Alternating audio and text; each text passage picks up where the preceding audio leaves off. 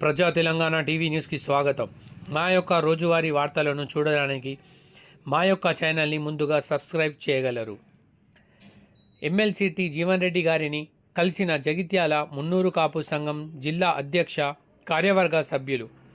జగిత్యాల జిల్లా కేంద్రం జగిత్యాల మున్నూరు కాపు సంఘం జిల్లా అధ్యక్షుడిగా ఎన్నికైన వడ్లోల రాజశేఖర్, ప్రధాన కార్యదర్శి చిట్ల రమణ ఎన్నికైన సందర్భంగా గౌరవ ఎమ్మెల్సీ టి జీవన్ రెడ్డి గారిని వారి నివాసంలో మర్యాదపూర్వకంగా కలిసి సన్మానించి తమ కృతజ్ఞతలు తెలపడం జరిగింది.